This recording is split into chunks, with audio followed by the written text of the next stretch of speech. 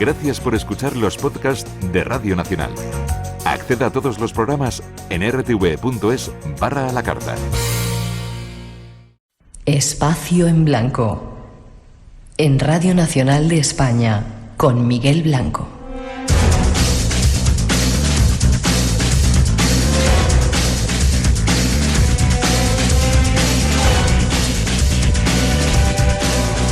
Pasan algunos minutos de las 3, las 2 en las Islas Canarias. Después del informativo regresamos. El Espacio en Blanco vuelve a llenar las ondas de Radio Nacional de Misterios, celebrando este año, aquí en este momento, primero 32 años de trayectoria del Espacio en Blanco y abriendo este congreso Mazarrón Más Allá, aquí en Murcia, con un montón de gente que ha venido a vernos. Para esta segunda hora todavía tenemos un buen montón de invitados que vienen a tratar de descifrar algunos de los misterios, y queremos saludar a todas las personas que estáis ahora sintonizadas, conectados con nosotros en Radio 1 y Radio 5, a toda la gente que estáis en la radio online en diferentes partes del mundo, a toda la gente del Facebook, cada día más amplia, y a todos los que nos descargáis, haciendo que seamos uno de los programas más descargados en ese invento que es el podcast. Para seguir tenemos a nuestro segundo invitado, Josep Guijarro, que nos estaba hablando de evidencias. Te invito, Josep, a que escuches una cosa que a mí me gusta mucho, hecho por científicos y de alguna manera que lo han vertido en una película, pero escucha. Verás, hay 400.000 millones de estrellas solo en nuestra galaxia. Si solo una de cada millón tuviera planetas, y de esas en una de cada millón hubiera vida, y si solo en una por millón de esas hubiera vida inteligente, habría literalmente millones de civilizaciones. Si no fuera así, ¿cuánto espacio desaprovechado? No sé, Josep, si has tenido, bueno, supongo que lo hemos hecho todos cuando éramos un poquito más jóvenes, ¿no? Tirarnos en el campo por la noche, mirar las estrellas, qué cantidad de luces que hay ahí, ¿no? Y sería, como dice esa película Contact, ¿no? Ese fragmento, qué cantidad de espacio desaprovechado, si no hubiera más gente ahí, seguramente mirándonos a nosotros como nosotros los miramos cuando estábamos en esas noches de verano, ¿eh? Así es muy curioso porque la frase esa de cuánto espacio desaprovechado es de Carl Sagan. Y la novela Contact, protagonizada en la voz de Jodie Foster en este fragmento que magistralmente has elegido para la ocasión, hace referencia precisamente a una de las obsesiones de Sagan. Sagan estaba convencido de que no estábamos solos en el universo. El único problema que se planteaba, que es el que hoy día sigue manteniendo escéptica a la comunidad académica, es fundamentalmente cómo vencer las grandes distancias siderales. La pregunta es lógica, pero la respuesta también es obvia. ¿Es que creéis que seguimos yendo a América en carabela o podemos ir en 3 horas en un Concorde? Te digo esto porque solemos reducir todos los problemas a la visión del género humano, y estamos frente a inteligencias que nos abruman, no solo tecnológicamente, sino en muchos aspectos, y que muy probablemente estuvieron en el pasado. Hace nada, ni 24 horas he publicado a través de la página los32rumbos.com unas fotografías que me parecen sumamente ilustrativas. No son de hombres, son de piedras. Piedras de 100.000 años de antigüedad. Tú has estado ahí en Sacsayhuamán, recuerdas la unión de las piedras que parecen estar moldeadas, ¿no? Pero estamos hablando en este caso en los montes Soria, que no es de Soria, de nuestra Soria, en Rusia, en Siberia. Los montes Soria, en el año 2004, una expedición dirigida por Gregory Sidorov dio con una rareza del paisaje, una rareza porque habían unos enormes bloques de más de 20 metros de altura, con más de 200 toneladas, de una piedra que está ubicada a 1.200 kilómetros más abajo. ¿Cómo fueron transportados todos esos bloques para crear las estructuras extrañas? Nadie sabe quién las puso allí, nadie sabe a quién pertenecen. Para mí, el poder mover hace 100.000 años esas piedras hasta ahí supone, primero, que había un ser humano con capacidad tecnológica para subir esos bloques, y segundo, más inquietante, si la ciencia no admite que eso lo hicieron seres del Neolítico, estaríamos hablando de que alguien vino a ayudarles. ¿Quién, sino una civilización que habría venido de las estrellas?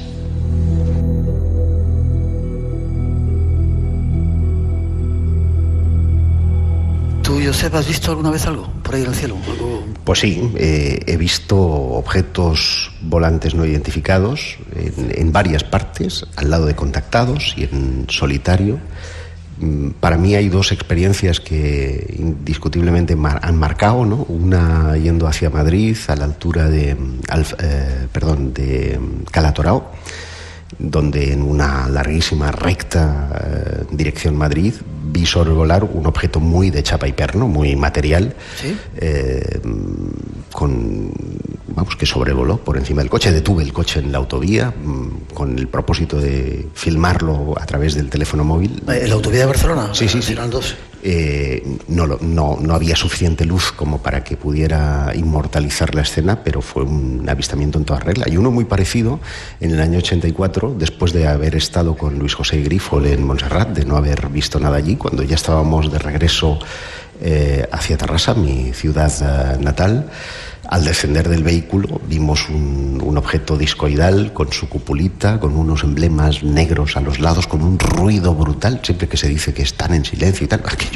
Aquello parecía más bien un jet, pero con forma de platillo volante. Y esas son mis dos experiencias, digamos, notables, ¿no?, dentro de esto. Curioso, yo he bajado por aquí, en esta sala donde estamos hoy, en este flamante centro cultural, y muchas personas me han dicho que han tenido experiencias con... Sí, hace apenas un minuto un chico se acercaba a mí, me ha estado enseñando algunas fotografías inclusive. El nivel de interacción de este fenómeno con el ser humano es brutal, y yo me planteo por qué ha variado tantísimo su forma de hacer, porque a poco que tú examines los textos antiguos, parece que la interacción de esos dioses con el hombre era muy directa, muy incluso carnal, porque se dice que los hijos de los hombres copulaban con los hijos de los dioses. Pero sin embargo el trato que tenemos hoy día parece un trato esquivo, pero no ha variado en la esencia.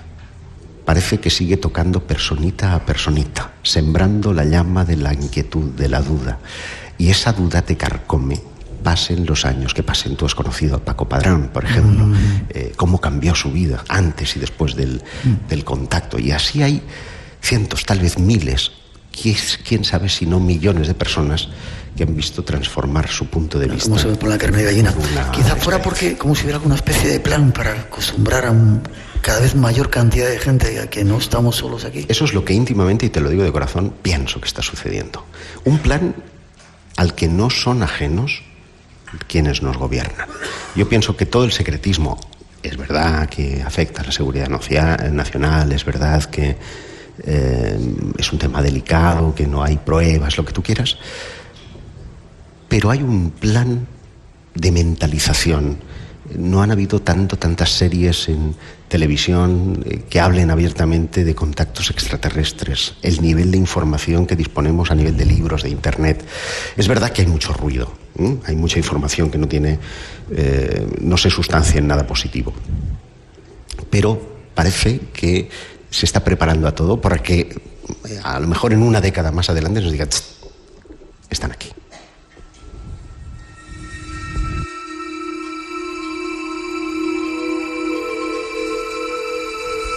Casi para despedirte, Josep, tenemos hoy poco tiempo para extendernos en los temas. Dos lugares donde hay evidencias de esas, de que los dioses extraterrestres... Las hay posiblemente en todas las partes del planeta. Yo, en mi charla el próximo domingo, voy a poner algunas. Por ejemplo, recuerdo así, a bote pronto, un documento notarial del siglo XVI que da fe de un fenómeno cerca de Montserrat, en Olesa concretamente, donde por espacio de 1 hora las personas del pueblo, asustadísimas, contemplan la llegada de unas luces que vienen del cielo. ¿Y cómo ingieren? ¿Qué fecha has dicho? En el siglo XVI, es en el año 1000... Vale, no había drones entonces. No había drones, no había globosonda, estas historias que nos cuentan a veces. Se hablaba de un ni siquiera había ovnis, se hablaba de un suceso sobrenatural. Y por citarte otro, muy cercano, también en torno a Montserrat, en Manresa, hay una festividad que se celebra en el mes de febrero, que se llama La Extraña Llum de Manresa, que tiene una curiosidad, y es que el cura del pueblo tenía un litigio con los campesinos porque tenía que pasar una acequia, había una sequía extraordinaria y la acequia tenía que pasar por los terrenos del obispo. El obispo se negaba en redondo y decía: mira, lo encomendamos al cielo, si el cielo nos da una señal, yo os dejo pasar la acequia. Esa noche, en la misa, resulta que una luz procedente de la montaña entra por el rosetón de la iglesia del Carmen, da 3 vueltas en una de la nave y la da en el altar mayor y desaparece por otra de las luces haciendo repicar las campanas. Aquello terminó haciendo claudicar al obispo y haciendo que la acequia se construyera.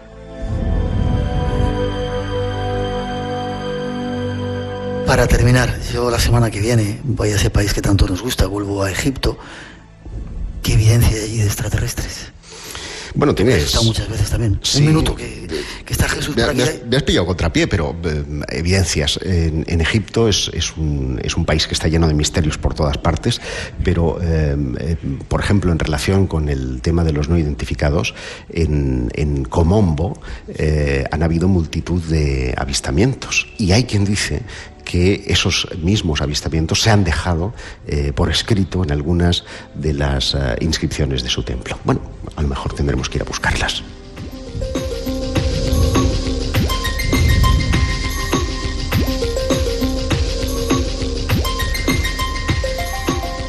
Josep Guijarro, otro de nuestros invitados, antiguo, sigue siendo miembro del Espacio en Blanco. Hemos estado durante mucho tiempo. Que sigamos todavía. Espero que podamos hacerlo mucho más. Tenemos que seguir cumpliendo muchos cumpleaños más. Forma de contacto y esa rosa que tienes ahí. Pues mira, lo pueden hacer a través de la revista Planeta Desconocido, que me honro en dirigir, y el mail es info@planetadesconocido.es. Y ya sabes que yo te tengo en una estima maravillosa. Sigue siendo una leyenda viviente de la radiofusión del misterio, así que espero que lo pueda seguir siendo durante muchísimos años y podamos seguir reencontrándonos en muchas noches en blanco. No sé si es eso bueno, eso de ser una leyenda, pero eso dice. Es lo que te ha tocado, querido. Tenías una página de los... Sí, los32rumbos.com, donde, por cierto, podréis ver algunas de las fotografías de esa estructura misteriosa de 100.000 años de antigüedad en Siberia. Gracias, seguimos hablando de estos temas. Gracias. Gracias a ti.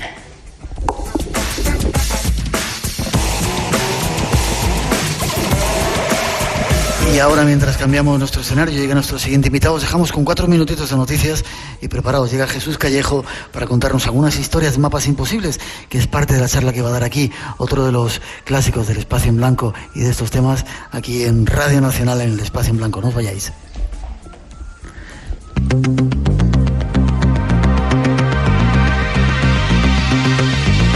Tenemos que empezar hablando en las noticias de esta noche del clima. Y es que la comunidad científica ha alertado en los últimos días de la posibilidad de una inminente mini glaciación. Al parecer, después de que en 2013 se alcanzara un nuevo máximo solar, la actividad solar pasará durante este año a registrar su punto mínimo del último siglo. Algo muy similar ya ocurrió en 1645, en lo que se conoció como el mínimo de Maunder, fenómeno que se prolongó 125 años. Por aquel entonces, las bajas temperaturas llegaron a congelar el río Támesis. Algunas voces ya han señalado la ola de frío polar registrada en Estados Unidos durante los primeros días de enero como un preámbulo de lo que está por venir.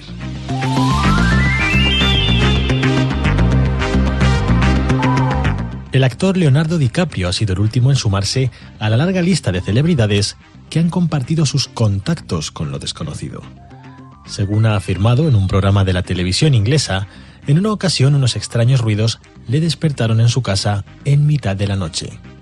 Al levantarse para comprobar el origen de los crujidos, similares a alguien que estuviera rompiendo cosas, estos se detuvieron repentinamente. Al parecer, esta clase de manifestaciones se suceden a menudo en la vivienda del actor, quien pese a todo ha declarado no creer en los fantasmas. Y un nuevo hallazgo arqueológico parece querer reescribir un buen número de páginas de nuestra historia antigua, o al menos plantearnos preguntas inquietantes. Investigadores indonesios han encontrado unas estructuras artificiales desconocidas bajo la pirámide de Gunung Padang, en la isla de Java. Este monumento está datado en unos 13.000 años de antigüedad, y las nuevas construcciones serían anteriores al mismo. las concentraciones de sílice y hierro en esta especie de terrazas son más elevadas que las del entorno, lo que demuestra que los constructores del sitio ya conocían la metalurgia. Hasta ahora se pensaba que esta clase de técnicas nació en Europa entre 5 y 6.000 años antes de Cristo. De confirmarse esta teoría, por los análisis que se siguen realizando, Gunung Padang pasaría a considerarse una de las cunas de nuestra civilización. Y los científicos continúan buscando especies de extremófilos con las que explicar la posible existencia de vida en los más dispares rincones de nuestro sistema solar. En este caso, una nueva especie marina localizada en la Antártida podría ayudarnos a entender las características de posibles habitantes de Europa, una de las lunas congeladas de Júpiter. Se trata de una nueva variedad de anémona marina, un organismo de pequeño tamaño y cuerpo blanquecino, recubierto de tentáculos. Hasta ahora se pensaba que este animal únicamente vivía aferrado a las rocas o a arrecifes, pero su disposición, estática en medio de un bloque de hielo, hace pensar que pudiera tratarse de un inquilino habitual de los climas más extremos del sistema solar.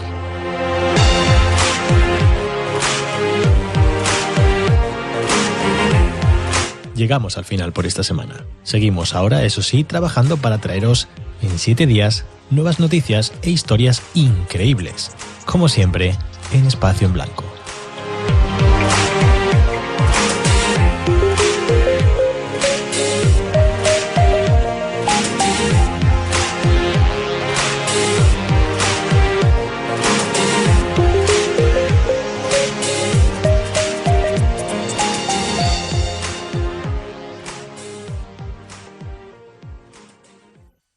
Soy Eric von Däniken y me gustaría un saludo a Radio Nacional, del programa Espacio en Blanca.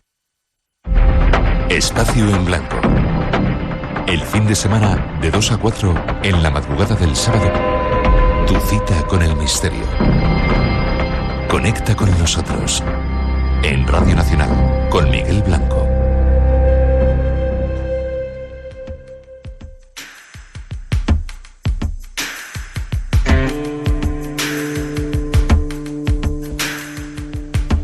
Y aquí seguimos en este flamante centro cultural de Mazarrón, haciendo un Espacio en Blanco especial y saludando a nuestro siguiente invitado, Jesús Callejo. ¿Qué tal, Miguel? ¿Cómo estás? Muy buenas noches, fenomenal. Un placer que estés con nosotros. Encantado de estar aquí en este primer Congreso Nacional para Psicología, encantado de estar aquí contigo, con tanta buena gente y siempre amparados y auspiciados por ese misterio, ¿no? que nos envuelve. Cumplimos hoy 30 y tantos años del Espacio en Blanco. ¿Te acuerdas cuando venías a hablar de los libros? Me acuerdo, de los gnomos, de los duendes. Ha pasado tiempo, ¿eh? Ha pasado tiempo, han pasado tiempo, experiencias y somos un poco más mayores, pero también más sabios. Yo creo que sí. ¿Qué experiencia en todo este tiempo te ha marcado más, Jesús, a ti? ¿Qué experiencia? Que es un clásico también y una leyenda en esto del mundo del misterio. Bueno, como tú bien decías, esto de la leyenda, todo es relativo, ¿no? Pero a mí lo que me ha marcado sobre todo es ese contacto con el ser humano. Es decir, aquellas personas que se acercan a ti para contarte cosas porque consideran que ya eres un referente y a partir de ahí descubres nuevos horizontes y sobre todo personas con ganas y con deseos de contarte su historia personal. Y además sabes perfectamente a aquella persona que te está mintiendo y la que te está diciendo la verdad. Ese cariño que te muestra la gente, ese acercamiento, para mí es la experiencia fundamental en todo esto. Ya. ¿Has visto algún ovni alguna vez? No he visto ninguno, por lo menos de forma consciente. ¿Has visto algún fantasma? No, tampoco.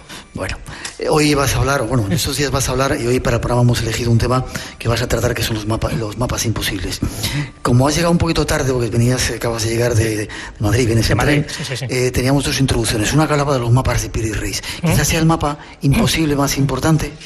Si no el más importante, por lo menos el más conocido. Sí, es verdad. Dentro de los mapas imposibles, de estos mapas inquietantes, el de Piri Reis es el más conocido.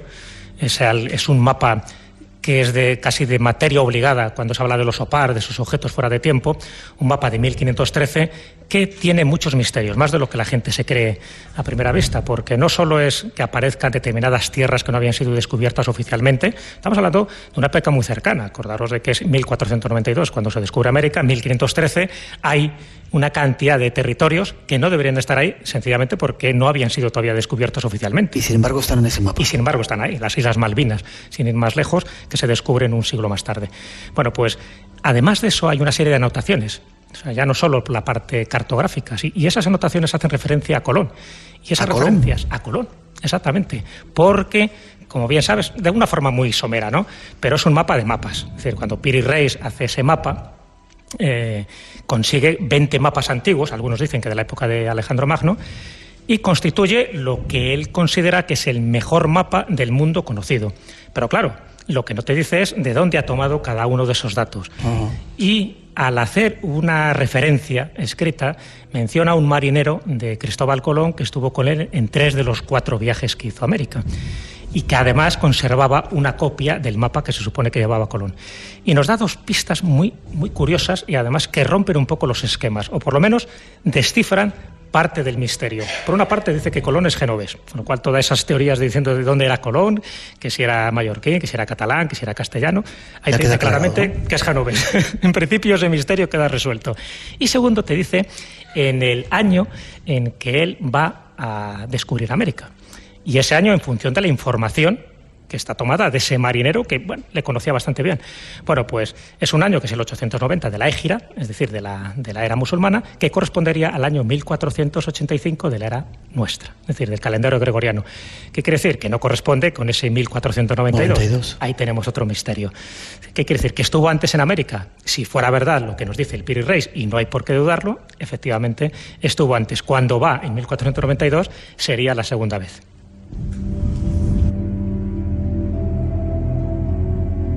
Mapas imposibles es el tema que queremos tratar con nuestro invitado Jesús Callejo. Había una introducción muy larga, como vamos mal de tiempo le vamos a cortar, que hablaba de los mapas del Piri Reis, pero hay una segunda introducción porque no solamente hay mapas de Piri Reis, sino parece que hay alguno más. Déjame que lo escuchemos y ahora nos cuentas.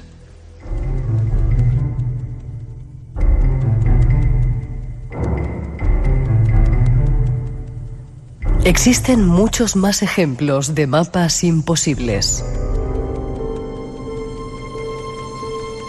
Por ejemplo, los de Ptolomeo, que son del siglo II y fueron encontrados en el siglo XV. Estos mapas muestran Groenlandia cubierta parcialmente por el hielo y glaciares en Suecia tal como estaban 10.000 años atrás. En China estaría el mapa del año 1137, grabado en un pilar, según un trazado que necesita recurrir a la trigonometría esférica, y varios portulanos, especialmente el de Dulcert. En él las latitudes son perfectamente exactas y el error máximo de las longitudes no llega al semigrado. Pero hay más ejemplos. El de Ibn Ben Sara, de 1487. Representa a Europa del Norte con su glaciar, tal como estaba 12.000 años atrás, y el Mediterráneo con el nivel que tenía durante el último periodo glacial. Aquí también la precisión de las longitudes es asombrosa. ¿Cómo, quién y por qué se conocían todos estos datos? No solamente los mapas de Piri Reis son los más conocidos, sino hay mapas imposibles. Déjame que salude a otro invitado que ha venido con nosotros, otro compañero, antiguo miembro del Espacio en Blanco, Lorenzo Fernández. A ver si te escucha. Buenas noches, Lorenzo. ¿Qué tal? ¿Cómo estás? Espera que te van a abrir el micrófono. Ahora sí, me suele pasar, suele provocar fenómenos poltergeist. Perdóname que te dé la espalda, ¿vale? ¿Qué tal, Miguel? ¿Cómo estás? Bien, ¿y tú? Pues encantado. Encantado de que estés en este programa, que abrimos este congreso, en este programa de aniversario. No vas a tener mucho tiempo para hablar hoy, lo siento, porque te llamé y no me contestaste. No te preocupes. Pero has escrito un libro sobre vampiros. ¿Cuándo vienes a contarnos algo más? Pues yo me imagino que en un par de semanas o 3, si me dejas. Estás invitado ya. Pues yo encantado, hombre, claro que sí. Perdóname que te dé la espalda, ¿vale? No hay problema. Jesús, mapas de Piri Reis, hay muchos otros. ¿Has hecho un estudio? Cuéntanos. Sí, ya decía que el de Piri Reis es el más conocido, ¿no? Quiere decir que es el más importante. También es verdad que se dan una especie de premisas en todo este tipo de mapas imposibles, o por lo menos mapas que no deberíamos conocer. Y ya te adelanto como una pequeña conclusión que yo creo que es bastante llamativa. En muchos de estos mapas, que son inquietantes porque aparecen reseñas que no deberían estar ahí, sencillamente porque oficialmente se descubren unas tierras cuando ya están dibujadas en planos cartográficos muchos años antes. Por lo tanto, estamos hablando de una información muy reservada. Bueno, de hecho estaba apenado con la muerte aquel que revelara información cartográfica, porque estamos hablando de rutas comerciales, estamos hablando de mucho dinero y tanto la corona de Portugal... ¿Había esta pena de muerte por Claro, claro. Como la corona de Portugal, como la de Castilla en aquel momento, que rivalizaban muchísimo. En fin, tener una cartografía era perfecto para conseguir, por ejemplo, pues especias o rutas mucho más rápidas y acercarse a aquellas tierras que no tenían que ser conocidas por el resto de la gente. Entonces, bueno, partiendo de esa premisa, de ahí que hubiera una especie de escuelas cartográficas muy concretas, la alemana, la italiana, la española, sobre todo centrada en la mallorquina, todas estas eran fundamentales, y por supuesto la portuguesa. ¿Qué ocurre? Que hoy empezamos a ver que muchos de esos mapas habían sido encubiertos o tapados para que no se supiera. ¿Por qué no se supiera? Para la competencia, es decir, para que otros reinos no supieran de su existencia. Por eso mucha de esta información está empezando a ser desvelada ahora. Es decir, a partir del siglo XX empiezan a recuperarse mapas que se pensaban que estaban extinguidos. Por ejemplo, el mapa de Wassermüller. El mapa de Wassermüller, que es donde aparece la primera vez América, es un mapa del año 1507. Pero aparte de esa característica, de esa curiosidad, es decir, es donde aparece América, ya sabemos que viene de Américo Vespuccio, lo cual metió la pata porque nunca se tuvo que haber llamado América en honor de este navegante italiano. Pero es que es un mapa donde aparece por vez primera definido las dos masas oceánicas. Es decir, por una parte está el Atlántico y por otra está el Pacífico, lo cual estamos hablando de 1507, antes de que Núñez de Balboa en 1513 descubra el Pacífico. Aparece también ya perfilada la península de Florida. Es decir, antes de que Ponce de León descubriera la península de Florida, pues unos cuantos años antes ya estaba. Y aparece además algo muy llamativo que ha quedado recogido en este corte que has puesto, que aparece también las longitudes. Por entonces los mapas cartográficos, las latitudes eran más o menos conocidas y no tenía mayor secreto, pero la longitud se empieza a determinar cuando empieza a haber cronómetros, y eso es a partir del siglo XVIII. Es decir, que en mapas del siglo XVI, XVII esté determinada la longitud, quiere decir que tenían unos conocimientos cartográficos superiores a los que admite actualmente la historia oficial. Qué curioso. La pregunta que hacíamos, luego te voy a pedir algún dato más de esos mapas. ¿Quién dibujó esos mapas? ¿Quién, cuando muchas veces para hacer ese tipo de dibujos hay que tener una visión desde arriba? ¿Quién en ese tiempo volaba? ¿Quién dejó tantos datos tan claros? ¿Quién mostraba tierras que habían estado bajo el hielo o sin hielo? Claro, ahí está la cuestión, porque estos mapas, que ya digo, se pueden datar en unas fechas anteriores a esos descubrimientos geográficos, lo más seguro es que sean copias de copias, que ni siquiera sean los originales. Un poco pasa como el Piri Reis. El Piri Reis es de 1513, pero sabemos que son de 20 mapas antiguos y algunos del siglo IV antes de Cristo, con lo cual eso ya es bastante llamativo. ¿Quién pudo haber hecho eso? Evidentemente, hay dos explicaciones. Los que son, bueno, en un tiempo cercano serían marineros que se acercaron un poco como mercenarios de determinadas coronas para que descubrieran tierras y que luego quedaran reservadas esa información para sus territorios, evidentemente. Ya digo que era una información confidencial. Y por otra parte, cuando hablamos, por ejemplo, de la Antártida, sabes que el Piri Reis, una de las cosas que también describe es la Antártida, pero no es el único. El mapa de Mercator, por ejemplo, o el de Philippe Watch, también habla de la Antártida, pero curioso. La Antártida se descubre oficialmente en 1818. Estos mapas son muy anteriores, estamos hablando del siglo XVI. Pero es que aparece la Antártida sin el hielo que actualmente tiene. ¿Qué quiere decir? Que el que lo cartografió tuvo que conocer esos detalles 6.000 años antes. Esto ya te deja hecho polvo. Nos deja hecho polvo porque es una cronología imposible. Si ya de por sí que aparezca la Antártida antes del siglo XIX ya es una rareza, que te aparezca encima sin ese cubrimiento de hielos, encima apareciendo dos islas, porque realmente ahora se sabe. Es decir, ya sabes que a partir de 1949 y 1959 se hicieron distintas expediciones a la Antártida, donde se sabe perfectamente cómo es la orografía que está por debajo de los hielos. Y es que coincide perfectamente con estos mapas que acabo de citar, no solo del Piri Reis, no solo el de Mercator, no solo el de Philippe Watch, sino otros 2 o 3 más. ¿Quién lo hizo? Evidentemente, alguien que conocía perfectamente esa cartografía. No lo pudo haber hecho sobre tierra, porque hay detalles tan precisos de las costas y de los golfos que se necesitaría esa trigonometría esférica que se comentaba antes. Y ahí podemos especular, es un poco la teoría, por ejemplo, de Graham Hancock. Graham Hancock tiene un libro que es La huella de los dioses, donde te está diciendo que hubo una civilización superior, desconocida, en la época de la glaciación, que dejó una serie de pruebas y de huellas que luego el resto de la humanidad ha seguido de la mejor manera posible. Extraterrestres, dioses. Claro, ahí está la clave, ¿no? ¿Cómo definir a este tipo de humanidad? ¿Es una humanidad anterior a la que nosotros conocemos? Muy posiblemente. Si es anterior y tenía estos niveles tecnológicos, quiere decir que o desarrollaron esas habilidades de una forma autónoma, o alguien les ayudó. Y ahí entraríamos un poco en lo de los superiores desconocidos, estos dioses instructores, que en momentos muy determinados, según los dicen las leyendas y nos dicen los mitos, llegan a puntos concretos del planeta y ayudan a esa civilización terrestre para que se desarrolle de una forma mucho más rápida que el resto de sus conciudadanos. Y eso ocurrió en Egipto, eso ocurrió en Babilonia, eso ocurrió en el Valle del Indo y eso ocurrió en algunas zonas de África. Y a partir de ahí, todas las especulaciones que tú quieras pueden ser válidas.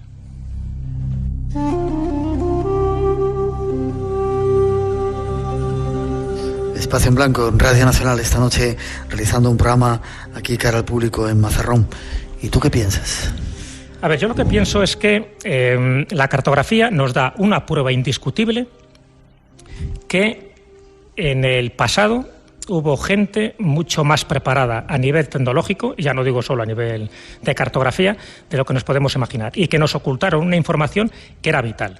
Y cuando digo que era vital, a ver, siempre se habla del caso de Colón, ¿no? Si Colón fue el primero que llegó a América o fue el último. Evidentemente Colón no fue el primero, eso ya está demostrado. O sea, ¿llegaron antes que en chinos, claro, vikingos? Muchísimo, y los fenicios y los romanos, es que eso se sabe perfectamente. Lo que pasa es que es verdad que Colón es el que hace esa travesía y luego regresa y lo cuenta. Es decir, no queda en el intento, no muere o no desaparece como le pasaron a otros navegantes, a otros marineros. Se sabe perfectamente que los chinos, la flota de Zheng-He, y lo comentaré con cierta extensión en la charla, estuvieron allí. Lo que pasa es que también se sabe que hubo unas revueltas en aquella época, estamos hablando de principios del siglo XV, que hicieron que se quemaran todos los manuscritos, todos los mapas, porque, bueno, ese concepto que tenían los emperadores chinos, cuando uno moría, el siguiente tenía que empezar prácticamente de cero y arrasaba prácticamente con toda la cultura y todos los conocimientos anteriores.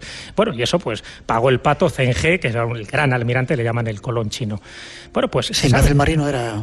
Sí, era un almirante, además no era chino, era un eunuco, pero bueno, con unos conocimientos tremendos, y lo que llevaba era la flota del tesoro. La flota del tesoro eran como grandes ciudades, o sea, si tú comparas uno de los barcos de la flota del tesoro chino con una carabela, pues ves que era como un renacuajo comparado con eso. Es decir, estamos hablando de miles de personas que fueron preparadas para comercializar con todo el mundo conocido. Y cuando digo con todo el mundo conocido, es que se sabe que estuvieron en América y se sabe que estuvieron en Australia. En Australia hay mapas cartográficos 3 siglos antes de que sea descubierta oficialmente, antes de que James Cook empezara a hacer sus pinitos cartográficos de Australia. Estaban ahí.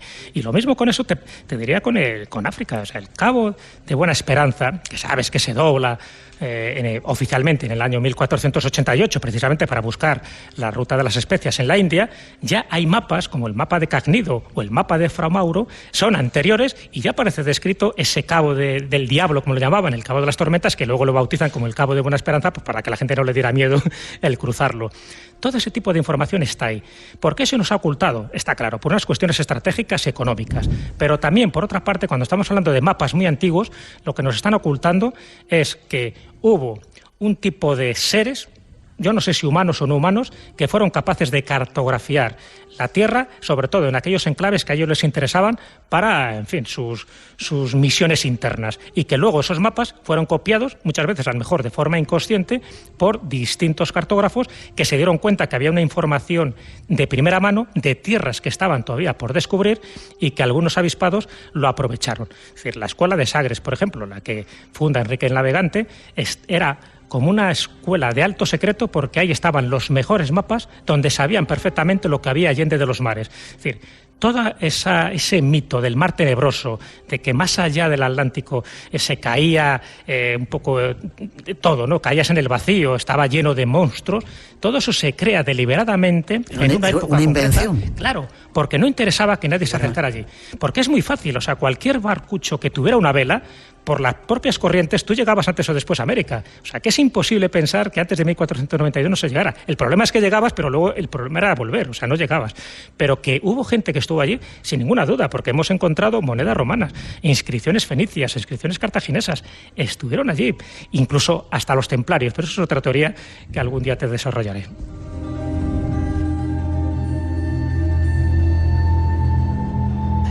Quizá la prueba más, o una de las pruebas más claras de que no hemos estado solos aquí sean esos mapas. Alguien los tuvo que hacer desde el cielo. Claro, yo no, algunos ¿no? Desde el cielo, otros evidentemente no, otros son mucho más cercanos.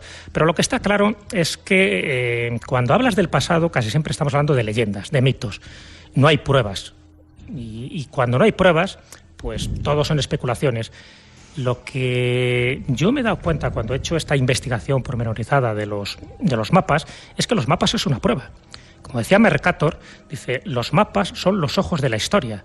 Si tú sabes ver un mapa, lo sabes leer y lo sabes descifrar, ahí está toda una información tremenda. A lo mejor tú no tienes la preparación para descifrar como si fuera un código criptográfico, pero hay una información ahí de alguien que estuvo antes que los exploradores oficiales. Antes que Magallanes intentara dar la vuelta al mundo, que lo termina Elcano, ya hubo alguien que hizo eso. Y no los chinos, incluso gente anterior. De hecho, se encontró un mapa no hace demasiado, es decir, que además se subastó, un mapa de 1763, que es una copia de un mapa de 1418. Bueno, pues en ese mapa aparece perfectamente América del Norte, América del Sur, Centroamérica, una serie de islas increíbles. El primer mapa donde aparece América de forma total, tal como se conocía en aquella época, es el de Juan de la Cosa, de 1500. Bueno, pues ahí aparece ya Cuba como una isla, cuando todavía en aquel momento no se sabía que Cuba era una isla, porque era tan grande que pensaban que formaba parte del continente. ¿Quién le da esa información? Está claro que no es Juan de la Cosa porque él no está allí. A él le dan esa información y hace una transcripción de mapas. Y se sabe que hubo un momento determinado en el siglo XVI donde se queman y se ocultan muchísimos de esos mapas. ¿Por qué? Por dos razones también, por cuestiones económicas para que no cayeran en manos de los enemigos y por otra parte como una especie de sociedad secreta para que esa información que había sido copiada y copiada y que mucho estaba en la Biblioteca de Alejandría y que se quemó en los distintos incendios, que no pasara a la posteridad. Ha habido como una especie de velo de silencio para que muchos conocimientos no hayan llegado aquí. Y ya no te estoy hablando de los OPAR en general, te estoy hablando de una cosa tan concreta como los mapas. Los mapas nos han llegado, muchos en el siglo XX, y esos mapas que nos han llegado, y es una mínima parte, posiblemente no sea ni el 5% de todo lo que se pudo haber hecho a lo largo de la Edad Media y del Renacimiento, bueno, pues lo que nos ha llegado a nosotros y lo que se ha dado a conocer hace tambalear los cimientos no solo de la historia, sino también de la ciencia. Bueno, pues esa es la información que se ha intentado ocultar hasta el momento. Tenemos casi que terminar porque hay otra invitada esperando. Ahora nos engañan, dando informaciones equivocadas, dando cortinas de humo. Lo hacían también en el pasado para que no claro que sí, hombre. A ver, cuando cualquier historiador lo sabe, muchas veces la gente piensa que cuanto más atrás vas en el tiempo, si tú descubres un documento del siglo XV, es que es auténtico, y efectivamente es un documento auténtico del siglo XV, lo que no quiere decir que lo que cuenta ese documento sea verdad. Se sabe que se engañaba, se manipulaba, se tergiversaba, pero por muchas razones. O sea, te podría dar cientos de ejemplos de documentos falsos de épocas muy concretas para dar una cierta credibilidad a algo. Ya, por ponerte un ejemplo así a bote pronto, los plomos del Sacromonte, toda esa falsificación que se hizo en Granada, precisamente para legitimar a los moriscos, era una falsificación de esa época, pero todo lo que se contaba ahí era falso y tardaron en darse cuenta de esta falsificación. Bueno, pues también hay mapas, hay documentos, hay papiros donde se cuentan cosas que se sabe perfectamente que se estaban mintiendo. ¿Para qué? Para dar una información falsa, porque también por entonces se jugaba a esa especie de ajedrez diplomático donde vale más una media verdad que una mentira, y se camuflaba. Y antes no hemos descubierto nada en ese sentido. El ser humano no ha cambiado en todo ese tiempo. En este caso no, yo creo que la picaresca y sobre todo el juego utilizada esta palabra de forma genérica, ese juego que forma parte también de la guerra, del amor y de los recursos diplomáticos, siempre ha existido. Y dentro del juego, como cualquier tablero de mesa, como el ajedrez, como el juego de la oca o el parchís, siempre existen las trampas, siempre existen los trucos. Eso se ha hecho hasta ahora. Por eso un historiador le es tan difícil a veces llegar a las fuentes. Tú puedes llegar a la fuente, pero luego tienes que saber que eso es verdad. Siempre se ha dicho que la historia la escriben los vencedores. Y es cierto. Para terminar, ¿hay un mapa tridimensional? Sí, bueno, eso sí que sería un opara absoluto, porque estamos hablando de 120 millones de años. O sea, hablar de un mapa de 120 millones de años, eso es decir muchas cosas. Aquí hay dos explicaciones a esta noticia. Es un mapa que dice que describiría los Urales, dicen que es en 3D porque estaría en relieve, y no solo aparecerían las montañas de los Urales, sino que aparecería también una serie de acequias, de construcciones civiles hechas de forma deliberada por alguien, claro. ¿Quién era ese alguien hace 120 millones de años? Yo entiendo que esa datación es errónea, no puede ser verdad, pero aunque sea de hace 3.000 o 4.000 años, desde luego sí que rompe mucho los esquemas, porque también estaría hecho desde arriba. Es un mapa para la navegación, pero no para la navegación terrestre, porque no hay carretera, sino para una especie de navegación aérea.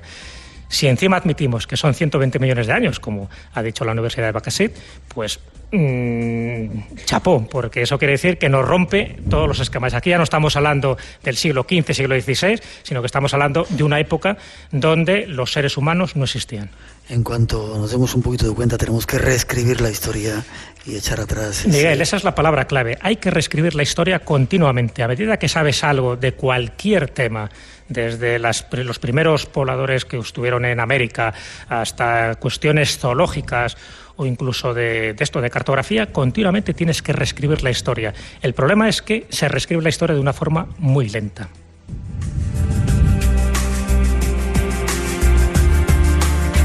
Jesús Callejo estuvo en algunos inicios del Espacio en Blanco, hablando de gnomos.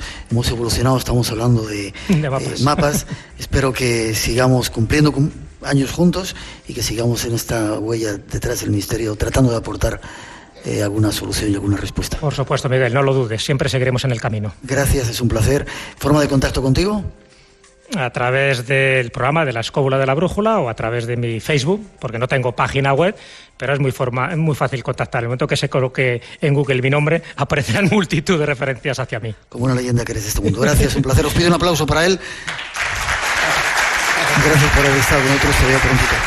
Mientras cambiamos un poco, llega alguien que nos va a contar que aquí hubo espiritismo. Escuchar un poquito. Esto es Radio Nacional, estamos en el Espacio en Blanco. Si te sirve de algo, nunca es demasiado tarde. O en mi caso, demasiado pronto. Para ser quien quieras ser. Espero que conozcas a personas con otro punto de vista. Espero que vivas una vida de la que te sientas orgullosa.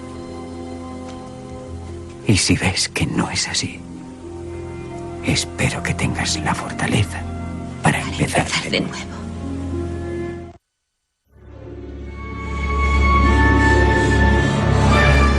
¿Quieres entrar en otros mundos? Espacio en Blanco te acompaña en este impresionante viaje en Radio Nacional con Miguel Blanco.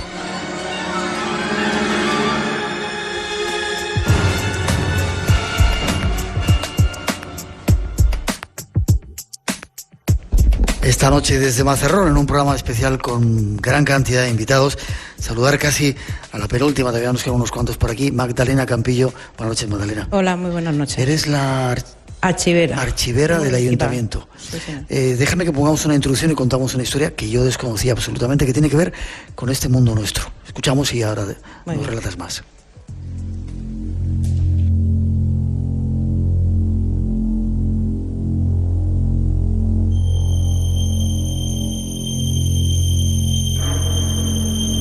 El espiritismo explica todos los fenómenos por la intervención directa de los espíritus, de las almas de los muertos, evocados por ciertos sujetos que están en inmediata comunicación con ellos y a los que se llama médiums. Se desarrolla y tiene su auge en la segunda mitad del siglo XIX en los Estados Unidos, con la familia Fox, creadora del lenguaje de comunicación de espíritus y personas, mediante el movimiento de mesas y ruidos. El movimiento encontró sus detractores y también sus defensores, que la propagaron con rapidez, entre ellos las confesiones universalistas y el moderno socialismo. Llegó a tener tanta importancia que incluso se propone una comisión científica que lo estudia en el Congreso de Estados Unidos en 1854. En Europa se extiende por la influencia americana y por diversas publicaciones que aparecieron tratando sobre el tema. Y así llega también a España. Incluso llega hasta Mazarrón, fundándose la Sociedad de Estudios Espiritistas de Mazarrón el 31 de enero de 1897. Conozcamos algo más de esta sociedad y de su forma de funcionar.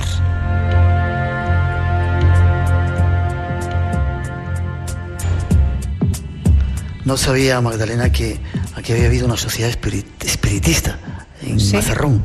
Es algo un poco curioso y bueno, fue un documento que yo en el archivo encontré hace unos años y escribí un artículo sobre el mismo. ¿Se fundó en 1897. Había mucha gente interesada en esos temas, según lo que has... Pues yo pienso que sí que habría gente interesada en ese tema, y porque además era una época en la que Mazarrón tiene un boom demográfico debido a la explotación minera. ¿Por las minas? Sí, entonces hay una cantidad de movimientos culturales y asociativos muy grandes en el municipio. Ya. ¿Hombres y mujeres conformaban esa sociedad? Sí, es curioso porque dentro de los socios se contemplan tanto a hombres como a mujeres. Y incluso lo que hacen es contemplar cuando hay un matrimonio, se paga una cuota distinta a cuando se es un socio solo. Sí. Sí, el socio normalmente lo que pagaban era 50 céntimos al mes, y si era un matrimonio, una pareja, pues pagaban una cuota y media. Y en eso ese escrito que tú has encontrado estaban un poco las normas, ¿no?, de cómo contactar con los espíritus, los medium, cuándo hacían las reuniones. ¿Qué día eran las reuniones? ¿Viernes? Eran siempre en viernes, y era primer y tercer viernes de mes, eran solo lo que eran socios. Y luego el segundo y el cuarto viernes de cada mes podían asistir personas que no fueran socios, pero que fueran autorizados por la directiva de la asociación. ¿Y se comunicaban con los espíritus a través de medium, como se hacía normalmente en las sociedades? Pues parece ser que sí, porque además dentro de las normas, si quieres te leo una cosa muy breve, que dice: durante el transcurso de las mismas debe guardarse silencio y solo se tomará la palabra cuando el presidente lo permita. Las preguntas dirigidas a los espíritus se harán por medio del presidente y están prohibidas las preguntas de interés personal, de curiosidad o las hechas al objeto de someter a los espíritus a pruebas. O sea, que lo especifica muy concretamente. Hay que pagar una serie de cuotas. ¿Había mucha gente que estaba metida en esa sociedad? No tenemos noticias de la gente que había, pero lo que sí sabemos es que estaban en contacto con otras sociedades, porque dentro de esos estatutos nos dicen que tienen contacto con otras sociedades, que ellos hacen publicaciones y que también reciben publicaciones que van guardando en su propia biblioteca. ¿Y se sabe cuándo se desaparece esa...? No, solo hay la noticia de estos estatutos de que se crea, pero no tenemos noticias de nada más. Desaparece. Vamos a la actualidad. ¿Sigue habiendo espiritistas en Mazarrón? ¿Te consta? ¿Sabes algo? Yo sé que hay mucha gente aficionada a todos estos temas. ¿A ti te gustan estos temas? Soy curiosa con este tipo de temas, sí. ¿Te ha pasado alguna experiencia extraña? ¿Alguna cosa? ¿No la quieres contar? No. Dime una cosa, es verdad que estamos a punto de despedirnos, tenemos que saludar a parte de los organizadores de este evento en el que estamos. ¿Es cierto que había un cementerio aquí donde estamos? Pues aquí al lado, sí. Había un cementerio. ¿Y qué se hizo con él? Pues se hizo un nuevo cementerio porque se tuvo que clausurar y se trasladaron los restos al nuevo cementerio, a principios del siglo XX. ¿Y no se quedaron restos por ahí? Puede ser. Pongo una musiquita, espera.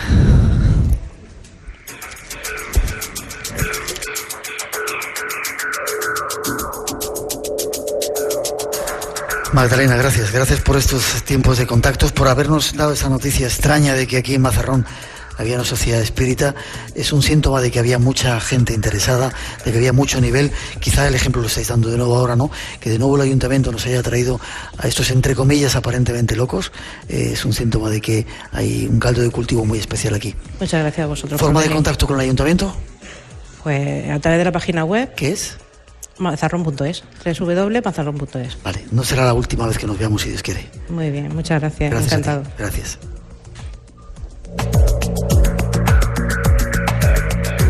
Ya estamos en los últimos minutos del programa y teníamos que, quiero ver el tiempo, que saludar a, bueno, un poco el culpable de que estemos aquí, Antonio Martín. Buenas noches, Antonio. Antonio Pérez. Pérez, ¿por qué te llamas Antonio Martín? Pérez. Perdóname, siempre. Antonio Pérez. Rocío Enrique, también compañera de los medios de comunicación. Gracias por haber, primero por estar aquí y por haber montado todo eso. Antonio Pérez, no Martín. ¿Que te enfadabas antes? Porque hay una casa aquí en este pueblo que nos quieren enseñar. Sí. Y tú decías que quieres que te la enseñe. No. No, no, pero te cuento. El caso es que me habían comentado esa casa hace un rato y me habían dicho, cuando quieras vienes con tus equipos. Me lo han dicho también a mí. Claro, y entonces al decírtelo a ti he dicho desde abajo, que primero estaba yo. Vamos, que primero estoy yo. Pero bueno, agradecer Bueno, sobre vamos todo. todos juntos. Sí. Eso será mejor. Yo lo que quiero es agradecerte. Antonio Pérez. A Miguel Blanco, a ti quiero agradecerte porque quiero que toda esta gente que esté aquí sepa que este señor desde el primer momento se ha unido a nosotros y ha estado peleando con nosotros y ha estado sacándonos en su programa semana tras semana porque él quería que este sueño, que hiciéramos este congreso aquí, pues se hiciera realidad. Así que yo sí que te lo agradezco a ti, igual que se lo agradezco a todos los ponentes que han venido y también a Pepe Benlloch, a José Luis Benlloch por la cesión de ese Volando Juntos. Rocío, ¿quieres decir algo? Breve, que nos vamos. No, simplemente dar las gracias a todas las personas, tanto al ayuntamiento como a todos los que han colaborado en este congreso, a los ponentes, a ti, felicidades por dos partes, porque por tu programa y por estar aquí con nosotros. Es un placer para mí. Murcia es una tierra que tengo muy cercana, que no sea la última vez que vengamos aquí para hacer congresos. Esperemos que no. Ya estamos, bueno, ya están tan liados, estamos liados para otro y sobre todo enhorabuena porque de nuevo el mundo del misterio sirve para ser solidarios con gente que en este momento aquí entre nosotros lo necesitaba. Aspadén, sí señor. Sí. Forma de contacto con vosotros si queréis, rápido. Es muy fácil, en el Facebook que tenemos cualquiera de los dos, e incluso en el Facebook del Congreso, mazarrón.es, Mazarrón más allá. Mazarrón más allá. Voy muy liado esta noche. Mazarrónmasallá.es. Sí. No, el Facebook, Mazarrón más allá. Vale. O en nuestros Facebook personales, Rocío Enrique y Antonio Pérez. Rocío, Antonio, gracias por haber estado con nosotros. Pido un aplauso para ellos. Siempre.